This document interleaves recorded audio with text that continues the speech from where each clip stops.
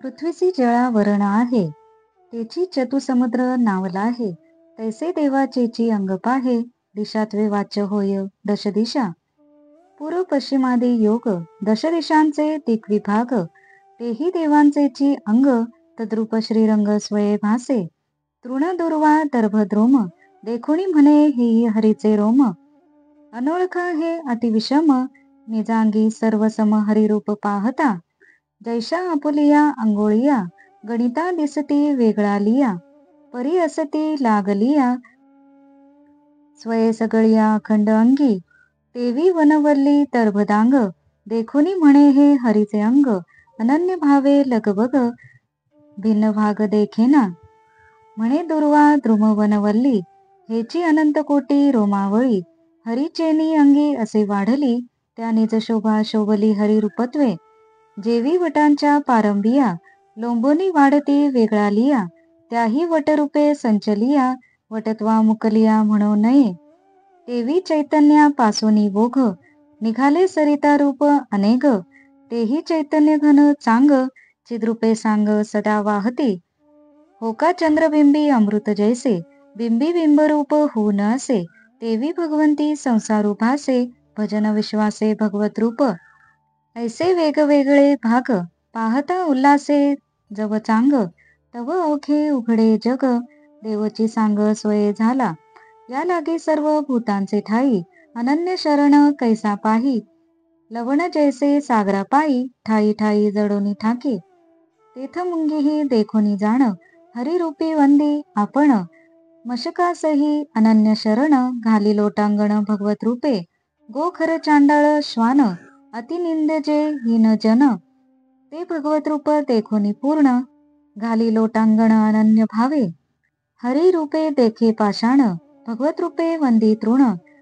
जंगम स्थावरादिका शरण, घाली लोटांगण चिदैक्य भावे. करिता हरिनाम स्मरण कीर्ती, एकाएकी एवढी प्राप्ती. झाली म्हणशी कैशा रीती, ऐके नृपती तो भाव. अर्थात पृथ्वीला जे जलाचे आवरण आहे, ते जल भगवंताचेच रूप आहे. व्यवहारात त्याला चतुसमुद्र असे म्हणतात. तसेच देवांचेच अंग आपल्याला दिशा या स्वरूपात भासमान होते. पूर्व आणि पश्चिम ही नावे, त्यांची परस्परांशी असणारी काल्पनिक जोडणी, तसेच दाही दिशांचे दिग्विभाग हे हरीचेच अंग आहे. तोच या रूपात भासतो. वृक्ष, दुर्वा, दर्भ, गवत हे पाहून भगवत भक्त म्हणतो, हे सर्व हरीचेच रोम आहेत. पण अशा सर्वत्र सम असणाऱ्या हरीला कोणी पाहत नाही हेच नवल. ज्याप्रमाणे हाताची बोटे वेगळी दिसतात, पण ती आपल्या शरीराचेच भाग आहेत, त्याचप्रमाणे वन, वेली, दर्भ, गवत इत्यादी पाहून भक्त म्हणतो, अहो हे तर हरीचेच अंग आहे, त्याला त्यात भेद दिसत नाही. तो म्हणतो, वृक्ष, दुर्वा, वेली हे सर्व हरीच्या अंगावर असणारे सूक्ष्म केस आहेत, आणि साऱ्या वनश्रीला जी शोभा आली आहे ती हरीमुळेच आहे. ज्याप्रमाणे वडाच्या पारंब्या लोंबत असल्या म्हणजे वेगळ्या दिसतात, पण त्या जमिनीवर टेकल्या म्हणजे वडाचेच अनेक बुंधे बनतात, म्हणून वडच येथे दिसतो. त्याचप्रमाणे नद्यांसारखे अनेक पदार्थांचे ओघ वेगळे प्रकट दिसले तरी चितघन, चिद्रूप अशा हरिस्वरूपातच ते वाहतात. चंद्रबिंबातील अमृत चंद्राच्या प्रतिबिंबातही भासते, त्याप्रमाणे हा सारा संसार भगवत रूपच असतो. त्यात प्रत्यय येतो तो भगवंताचाच. अशा प्रकारे सृष्टीतील वेगळे पदार्थ पाहत असता सर्व जग हेच देवाने धारण केलेले अंग आहे, असा बोध या भक्ताच्या ठिकाणी दृढ होतो. मग समुद्रात मीठ पाण्याशी मिसळून राहते, त्याप्रमाणे सर्व प्राणीमात्रात भगवत भक्त मनाने मिसळून जातो. तो मुंगीलाही व मशकालाही हरिरूप मानून वंदन करतो. गाय, गाढव, चांडाळ, श्वान किंवा लोकांना निंद वाटणारे हरिजन या सर्वांना तो देव समजून नमस्कार करतो. तो पाषाणाला, गवताला आणि स्थावर जंगम सर्व वस्तू मात्रांना ब्रह्मभावनेने शरण जातो. हरिनामाचे स्मरण व कीर्तन केल्याने भक्ताला एकाएकी एवढी अवस्था कशी प्राप्त होते, हे राजा त्याचे कारण सांगतो. भक्ती परेशानुभवो विरक्तीर अन्यत्र चैषत्रिक एक काल प्रपद्यमानस यथाश्न सुस्यो तुष्टी पुष्टी क्षुदपायोनुघासम. अर्थात हरीचे भजन करणाऱ्या मनुष्याला भगवंताची भक्ती, भगवत रूपाची स्फूर्ती आणि अन्य सर्व विषयांच्या बाबतीत विरक्ती या 3 अवस्था एकाच वेळी म्हणजे भजनाच्या वेळीच प्राप्त होतात. हे कसे होते? भोजन करणाऱ्या मनुष्याला प्रत्येक घासाबरोबर संतोष, शरीर पोषण व भूक भागणे या तिन्ही गोष्टींचा एकदमच अनुभव येतो. त्याचप्रमाणे हरीचे भजन करणाऱ्या भक्ताला तिहेरी अवस्था प्राप्त होते. करिता पूजा विधी विधान का श्रवण स्मरण कीर्तन सर्वदा चदेक भावना पूर्ण पूर्ण प्राप्ती जाणत्या ते वरी. ऐकी विदेह चक्रवर्ती ऐशी जेथे भगवत भक्ती ती पाशी विषय विरक्ती ये धावती गोवत्स न्याये. हे असो जेवी जावळी फळे हे निर्णय येर येरा वेगळे तेवी भक्ती विरक्ती एके काळे भक्त तेणे बळे बळिष्ठ होती. जेत भक्ती आणि विरक्ती नांदो लागती सहज स्थिती तेथची पूर्ण प्राप्ती दासीच्या स्थिती सर्वदा रावे. या परी भगवत भक्ती पूर्ण दाटुगी त्रिजगती भक्तांघरी नांदे प्राप्ती भक्ती विरक्ती निज योगे. भक्ती विरक्ती अनुभव प्राप्ती तिन्ही एके काळे होती ऐकराया तेही स्थिती.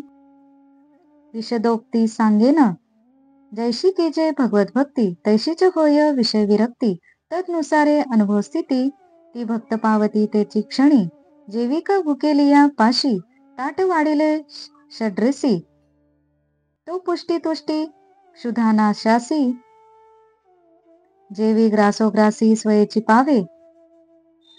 जितुका जितुका घ्यायचे ग्रास तितुका तितुका क्षुधेचा नाश तितुकाची पुष्टी विन्यास सुखोल्लास तितुकाची पुष्टी तुष्टी क्षुधानाशनी जेवी एका काळे येती तिनी भोगता पावे स्वये भोजनी तेवी भगवत भजनी भक्त्यादी त्रिकू सद्भावे करिता भगवत भक्ती भक्ती विरक्ती भगवत प्राप्ती तिन्ही एके काळे होती ऐशिया युक्ती जाणिजे राया. भक्ती म्हणजे सर्व भूती सप्रेम भजन युक्ती प्राप्ती म्हणजे अपरोक्ष स्थिती भगवत स्फूर्ती अनिवार. अर्थात यथाविधी भगवंताची पूजा करावी, त्याच्या कथा ऐकाव्यात, त्याचे स्मरण करावे किंवा प्रिय भक्त मंडळींबरोबर गुणसंकीर्तन करावे. अशा साधनेने भक्ताची भावना हळूहळू ब्रह्ममय होते व त्याच अवस्थेत तो प्रविष्ट होतो हीच पूर्ण प्राप्ती. हे विदेह राजा, गायीपाशी तिचे वासरू ज्याप्रमाणे धावत येते त्याप्रमाणे भगवत भक्तीजवळ इतर विषयांबद्दलची विरक्ती धावत येते.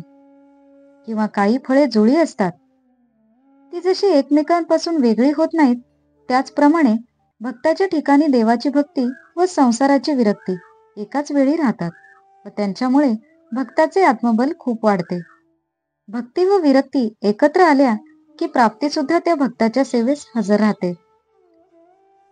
भगवत भक्ती हे त्रिभुवनात अत्यंत श्रेष्ठ साधन आहे, कारण या तिन्ही अवस्था एकत्र राहतात.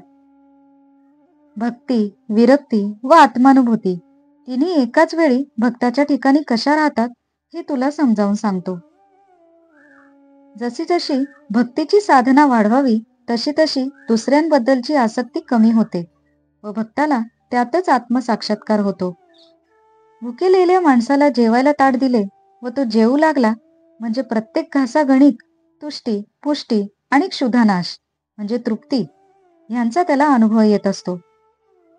म्हणजे जसजसा तो घास घेतो तस तशी भूक कमी होत जाते आणि पोट भरत जाते आणि त्याप्रमाणे सुखही अनुभवास येते. अशा प्रकारे भोजन करणारा तिन्ही फळे भोगतो, तिहेरी अनुभव घेतो. त्याचप्रमाणे भक्तीमध्ये तिन्ही फलांचा अनुभव येतो. पुन्हा सांगतो, खऱ्या सद्भावाने भक्ती करू लागले असता भक्ती, विरक्ती व भगवत प्राप्ती ही तिन्ही एकाच वेळी अनुभवास येतात. भक्ती म्हणजे सर्व भूतांमध्ये हरिरूप पाहणे व हरीच्या रूपाचा अनुभव येणे.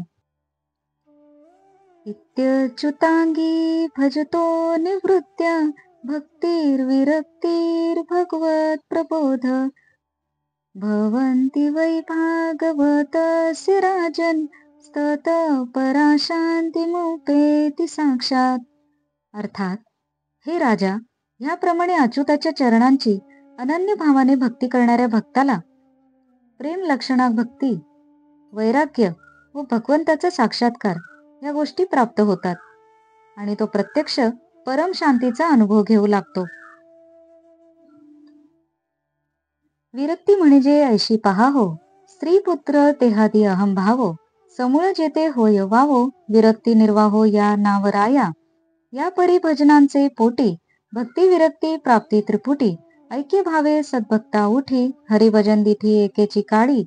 या लगी राया निजहितार्थी, आदरे करावी हरिभक्ती, तेणे अवश्य भगवत प्राप्ती, उपसंहारार्थी कवी सांगे.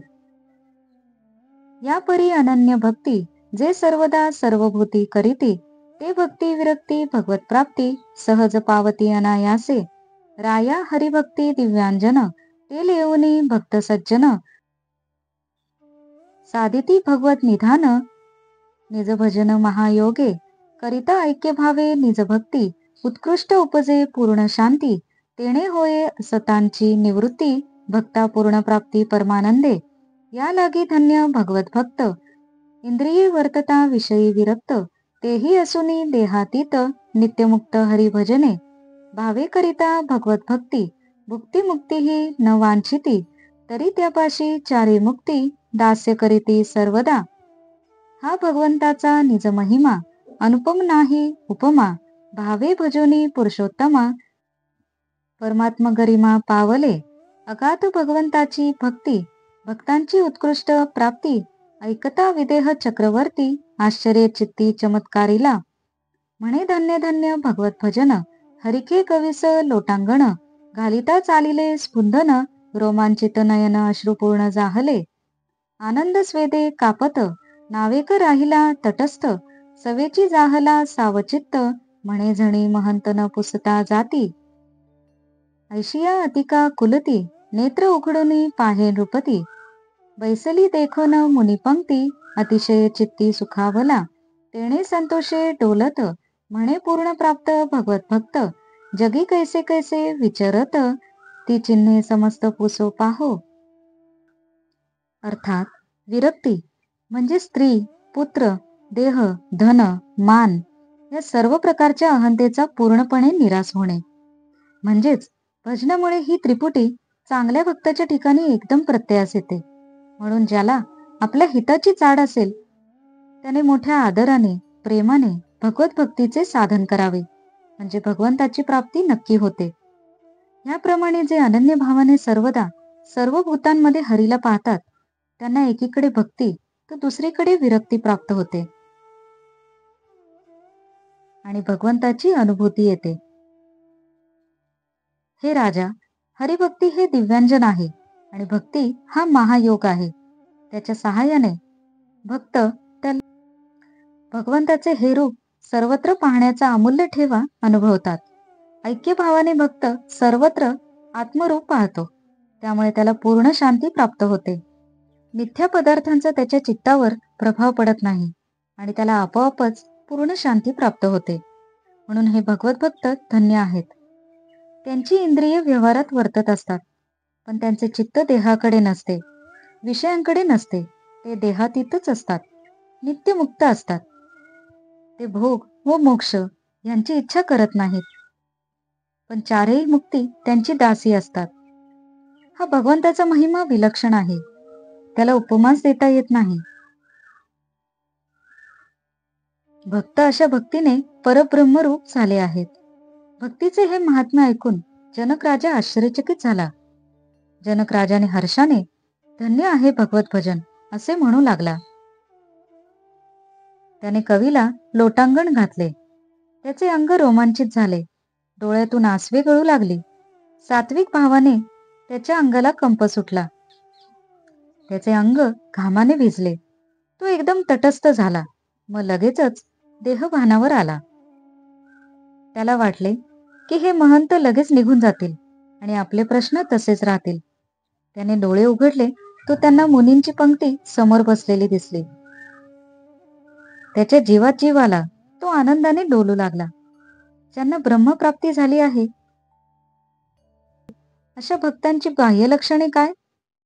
असे आपण विचारावे, असे राजा आपल्या मनाशी म्हणाला.